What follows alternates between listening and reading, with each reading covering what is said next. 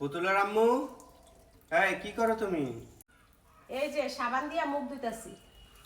তুমি সাবান দিয়ে মুখ দিতেছো? আমরা না সাদা সাবান ব্যবহার করি, এটা আবার অরেঞ্জ কালার সাবান। এটা অরেঞ্জ কালার সাবান কেন জানো?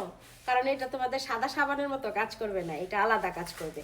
সেটা হচ্ছে কি জানো, এই সাবানটা দিয়া মুখ ধুইলে অনেক ফর্সা হয়ে যায়।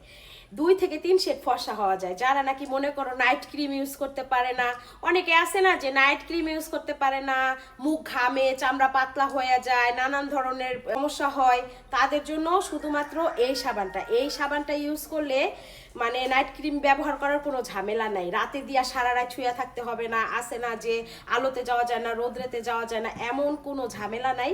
শুধুমাত্র এই সাবানটা দিয়া মুখ ধুইলেই একদম 2 থেকে 3 শেড ফর্সা হয়ে যায়, বুঝছো? আম্মু তাহলে এটা আমিও দিমু। না না, তুমি ছোট মানুষ, তোমার দেওয়া যাবো না।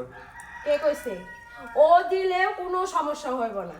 এই সাবানটা সবাই ইউজ করতে পারবে, এই সাবান তুমিও দিবা, দিলে ফর্সা হয়ে যাইবা, বুঝছো? আচ্ছা পুতুলা আম্মু, এটা কি শুধু মুখে দেওয়া যায় নাকি হাত পাও দেওয়া যায়? আরে না, শুধু মুখে দেওয়া যাবে কেন, হাত পা সারা শরীরে ইউজ করতে পারবা তুমি। এই সাবানটা তোমার একদম ফর্সা করে দিবে। তো যারা যারা ফর্সা হইতে চান তারা কিন্তু এই সাবানটা অবশ্যই অবশ্যই অবশ্যই নিয়ে ব্যবহার করবেন। তো আমি কিন্তু এই সাবানটা নিছি নুসরাত ক্যানভাস পেজ থেকে।